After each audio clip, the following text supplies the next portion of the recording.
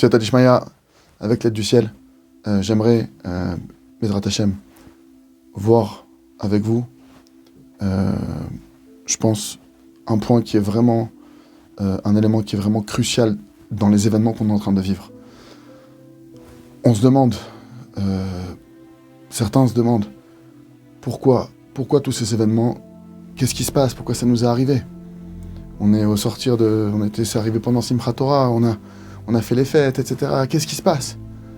Alors, je suis pas prophète, évidemment, mais on a un très très grand tzaddik dans notre génération, Rabbi Nachman de Breslev, Zatzal, qui nous dit dans l'Ikouté Moharan, de manière claire, qui nous dit que la raison unique de tous les exils, de toutes nos galères, de toutes les difficultés qu'on a dans notre vie, provient d'une seule chose, un manque d'émouna. C'est la seule chose. Rabbi Nachman, c'est un truc de fou, de se dire qu'il est capable de résumer toutes les galères de toute l'humanité, de tout le monde, de toutes les générations en une phrase. Ça paraît ça. Pourtant, c'est ce que Rabbi Nachman dit de manière claire. Tout vient à cause d'un manque d'émouna. Maintenant, la émouna, oh Hachem, Rabbi Mori, le Rav Shalom Arouche, Hachem de longue vie, le Rav Arouche, il a écrit plus d'une vingtaine de livres sur la émouna. Il y a plein de gens qui te disent, moi j'ai la émouna, etc. Mais avoir la émouna chez Rav Arouche, c'est 20 livres, c'est des centaines d'heures de cours, c'est 40 ans qu'il enseigne le Rav dans tout Israël, c'est quoi avoir la émouna? Il y a la émouna dans plein de situations. Aujourd'hui, maintenant, Bessiat Al-Shema, on va essayer de voir de quelle émouna. Quelle est la émouna qu'on a besoin de travailler maintenant? Moi, c'est ce que je veux partager, ce que moi j'ai vécu ces derniers jours.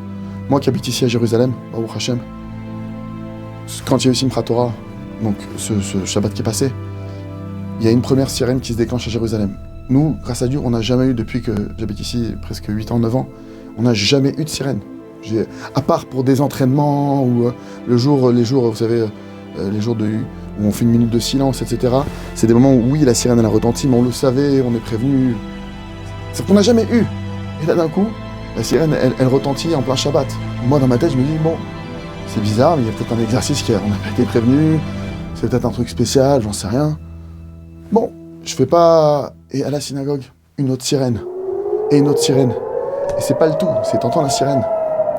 On est là, donc, première sirène qui est en pleine synagogue, panique générale, le Rav qui calme tout le monde, le Rav de la synagogue qui calme tout le monde. Et t'attends la fin de la sirène. Et là, il y a un moment où t'attends. Qu'est-ce que t'attends? T'attends de savoir où est-ce que ça va tomber. T'attends d'entendre le boum. Et t'entends les boum. Et c'est un truc de fou de se dire que, moi, à cet instant précis, tu te dis, mais qui est-ce qui peut nous aider? Dans un moment pareil, t'as un missile qui a été lancé, t'as tes enfants devant toi, tu te dis, mais qu'est-ce que je peux faire? Béhémet, t'as un sentiment d'impuissance. Maman, on se sent impuissant. On est là. Alors oui, on va courir dans le mamad, mais on te dit, ah oui, mettez-vous là, parce que si ça s'écroule le truc, t'entends qu'il y a des gens dans le mamad, c'est tombé. L'homme est chané, ça veut dire, tu te sens impuissant et Béhémet, il y a un cadeau. Moi, c'est le cadeau que j'ai ressenti qu'Hachem m'a fait et que je voudrais Béhémet remercier Hachem. C'est que déjà, quand tu te sens comme ça impuissant, Béhémet, tu réalises qu'il n'y en a qu'un seul qui est puissant. Il n'y a que Hachem. Il n'y a que Hachem qui peut te venir en aide. Il n'y a que Hachem qui peut vraiment te sauver. Donc là, imaginez, je suis déjà Shabbat, j'ai ce sentiment de me dire, mais sur quoi tu veux te reposer? Il y a des missiles qui tombent. Qu'est-ce que tu veux faire? Qu'est-ce que tu veux faire? Alors oui, on te dit qu'il n'y a pas de barzel, ce que tu veux, mais si qu'il n'y a pas de barzel, il marche pas. J'en sais rien, et si qu'il n'y a pas de barzel, il fait une panne. On n'en sait rien, parce qu'on entend des boum, boum, on entend des trucs. Et on entend, c'est tombé là-bas, ça a explosé. Je dis, mais pourquoi s'il n'y a pas de kippa de barzel? Ou peut-être qu'il les laisse tomber. J'en sais. T'entends des sons de cloche différents, le kit sourd. Et donc au sortir de la fête, de sortir de Shabbat, alors là, ça a été le comble. Quand on a entendu, évidemment, chacun ce qu'on a entendu. Et moi, surtout, ce que ça m'a fait à l'intérieur, c'est de me dire, attends, c'est possible maintenant? Parce que, quelque part, je pense que tout le monde, dans le pays dans lequel on est, on se dit, bon, s'il y a un problème, il y a la police, nous, on dit, il y a l'armée, etc. Et là, d'un coup, tu réalises qu'il y a 1000 terroristes qui ont réussi à passer la frontière à 15 points d'entrée différents, que personne ne les a arrêtés, qui sont rentrés en Israël, qui ont fait des massacres, qui sont repartis à Gaza avec des otages, et le tout sans se faire arrêter. Je dis, attends, c'est pas possible. Alors maintenant, évidemment que le débat, il n'est pas de savoir, mais qu'est-ce qui s'est passé, à qui la faute. Je suis pas en train de dire, moi en tout cas, moi, en tant que citoyen, en tant qu'être humain, en tant que personne, la seule chose que je me dis, la seule chose qui vient dans mon cœur, mais on peut compter sur personne. On peut compter sur personne. C'est-à-dire quoi? ni la police, ni l'armée, personne n'a rien pu faire. Tu prends conscience que tu peux compter sur personne. Et Béhémet, je remercie Hachem. Et merci Hachem. Et pardon pour les fois où j'ai finalement compté sur quelqu'un d'autre. La seule chose qui peut nous sauver, la seule chose qui fait que maintenant tu peux retirer la peur de ton cœur, c'est la seule chose qui me calme. C'est la seule chose qui me calme aujourd'hui. C'est quand je pense à Enot Milvado. Il n'y a rien en dehors de toi, Hachem. L'armée, elle ne pourra rien faire pour nous. C'est sûr que maintenant, Baruch Hachem, il y a une armée qu'Hachem il les aide, Vadaï, et vous savez que le Rav Rosh, il en va tous les jours, et Baruch Hachem, j'ai été zoché d'aller justement.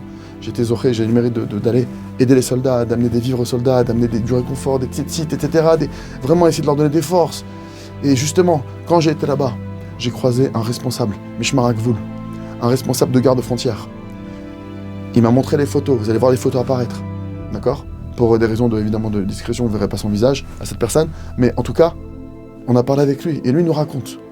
Il était donc en patrouille, il est dans sa voiture, il se fait encercler de terroristes, et il commence à le mitrailler de partout. Et lui nous dit, ma voiture, c'est pas une voiture blindée, c'est une voiture effectivement officielle de garde-frontière, vous allez voir la photo, mais c'est pas une voiture blindée. Il me dit, les balles, elles fusent de partout. Il y a même une balle qui arrive dans le pare-brise. Bénès, avec un miracle, elle a glissé, elle a pas pénétré. Comment une balle, elle pénètre pas dans un pare-brise? Et il nous raconte, j'ai senti que c'était la fin. Les balles qui fusaient de partout. Je peux plus rien faire. Il me dit, j'ai levé les yeux au ciel et j'ai demandé à Hachem, Hachem, aide-moi. Il dit, à ce moment-là, j'ai senti l'aide d'Hachem, j'ai senti la présence divine. Ils se sont tous enfuis. Il dit, c'est inexplicable, c'est un miracle. Vous allez voir les photos, il dit la voiture elle a été éclatée, lui par miracle il n'a pas été touché, il a rien eu. La seule chose qui peut nous sauver, qui peut sauver nos soldats, qui peut nous sauver à tous, c'est Enot Milvado. Tout à l'heure mon fils il me dit, papa, t'as entendu? Il y a le Japon qui est avec nous. Et là il y a une vidéo que j'aimerais que vous regardiez maintenant, du Rav Shalom Aroush.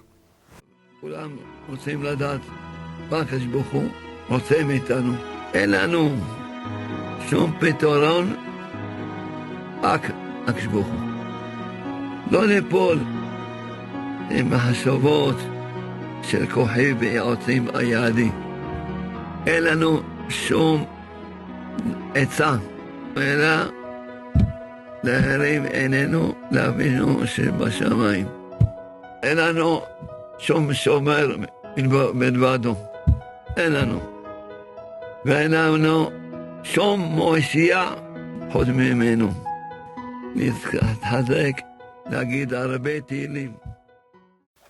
Dans cette vidéo que vous avez pu voir, le Rav il le dit clairement. Il ne faut pas qu'on s'appuie sur qui que ce soit, ni les États-Unis. Merci, on salue, on félicite les États-Unis, la France, toutes les personnes qui, entre guillemets, se mobilisent à nos côtés. On vous salue et on vous dit bravo de montrer que vous avez de l'humanité. Bravo pour vous de défendre l'humanité et de vous mettre contre la barbarie. Mais nous, concrètement parlant, ni l'armée, ni la police, ni les États-Unis, ni n'importe quel État, personne ne peut venir en aide. Hachem, il décidera par qui il va passer. Hachem, il décidera comment notre salut va arriver.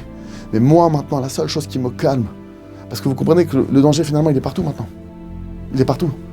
On parle des Arabes de Gaza, mais c'est déjà arrivé tellement de fois que des Arabes citoyens israéliens qui vivent sur le sol israélien ont déjà fait des attentats. D'accord? On entend des choses de partout. Concrètement parlant, si on commence à rentrer sa tête dans le problème peut venir de partout. La seule chose qui peut nous calmer, qui peut nous enlever la peur, comme il a dit le roi David, Gam qui est là, même si je vais dans la vallée de la mort, l'Oirara, j'aurai pas peur. Pourquoi? Kiata il m'a dit, celui qui va dire Hachem il est à mes côtés. Moi je vois que Hachem. Il y a qu'Hachem qui peut me sauver, il y a qu'Hachem qui peut m'aider, il y a qu'Hachem qui est là pour moi, il a toujours été là pour nous, il sera toujours là pour nous. Il nous a jamais abandonnés, il nous abandonnera jamais. Enot Milvado. Celui qui va dire ça, Béhémet, l'Oirara, il aura pas peur. Tu peux aussi comprendre, il ne verra pas le mal. Il ne sera pas touché par le mal, il aura une protection. Par contre, celui qui va dire, j'ai pas peur dans la vallée de la mort, pourquoi? Il y a les États-Unis avec nous, il y a le Japon, il y a la France. Chas v'shalom, c'est écrit dans les Télim, Chas v'shalom, que Dieu nous en préserve. Arur gever sharif tarbada, maudit soit l'homme qui met sa confiance en l'homme. Chas v'shalom, on n'a pas besoin de revoir une malédiction maintenant. Protégez-vous de cette malédiction, protégeons-nous et protégeons nos frères de passer le message. Hachem, il passera par qui il voudra. Est-ce que ça va être une armée? Est-ce que ça va être la police? Est-ce que ça va être... Je sais pas par quoi. Hachem, il fera ce qu'il voudra. Moi, la seule chose que je sais, Enot Milvado, Inelo Yanum Velo Yishan Shomer Israël.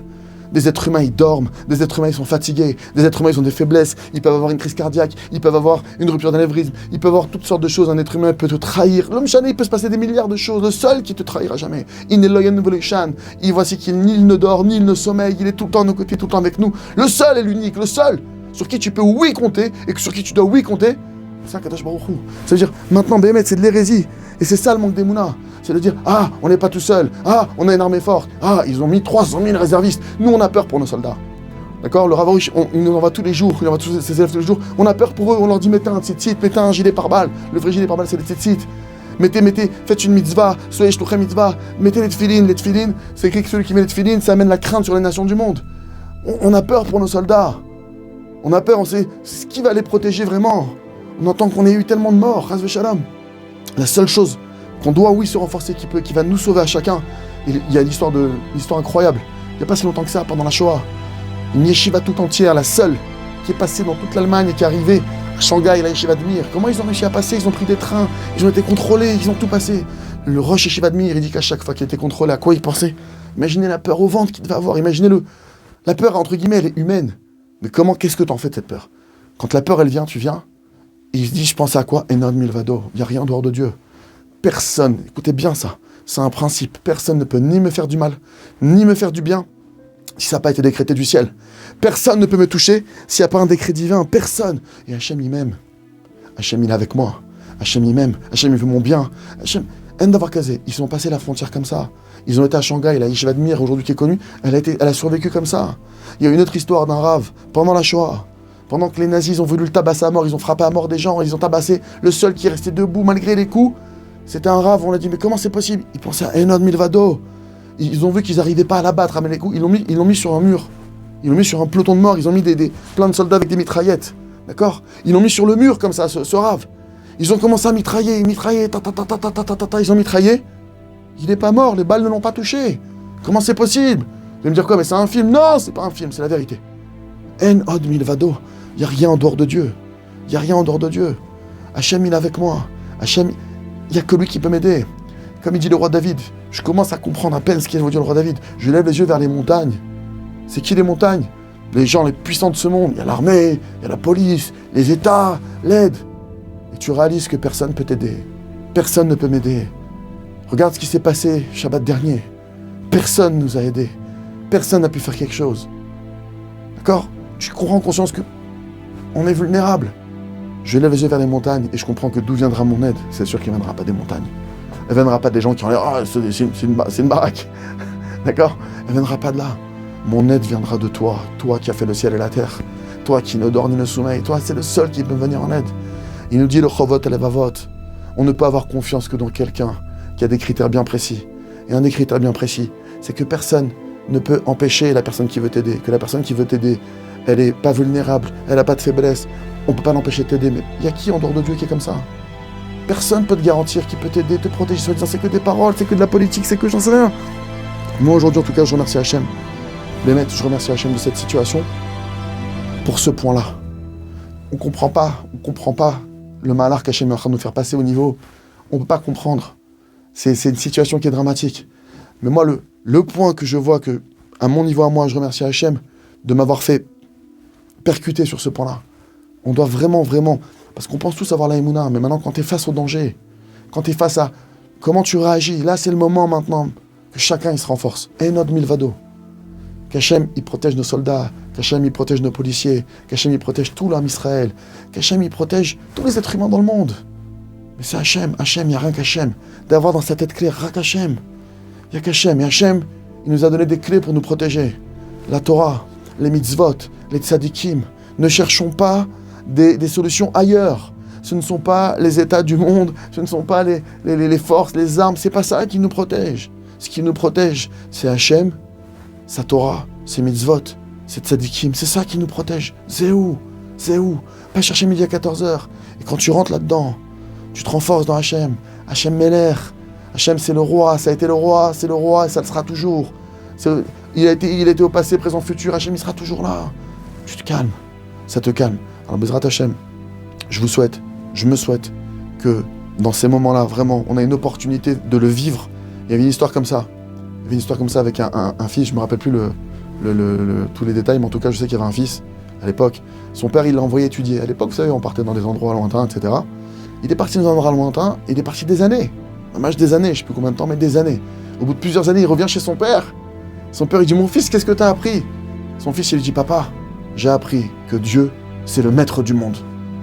Son père, il dit, mais tu te fous de moi, quoi. Je t'ai pas envoyé à la yeshiva pendant 5 ans pour que tu me reviennes avec un truc aussi évident. Il avait une femme de ménage peut-être chez lui ou une employée de maison. Il appelle l'employée de maison qui n'était pas juive. Il dit, viens voir, s'il te plaît. C'est qui le maître du monde? Il dit, bah, c'est Dieu. Il dit, tu t'es parti 5 ans pour savoir quelque chose qu'elle sait de n'importe quelle personne, entre guillemets, est au courant. Il dit, papa, t'as pas compris. Elle le dit avec sa tête. D'accord? Moi, je le vis dans mon cœur. Il m'a fallu des années pour le vivre. Là, on a une occasion de vivre, pas simplement de dire, oui, c'est Hachem, on a peur. Non. Tu sens que la peur, elle monte. Et un homme nous doit d'eau. Il ne peut rien m'arriver. Hachem, il est là. Hachem, il ne dort ni ne sommeille. Hachem, il m'aime. Chazak, venez Chazak.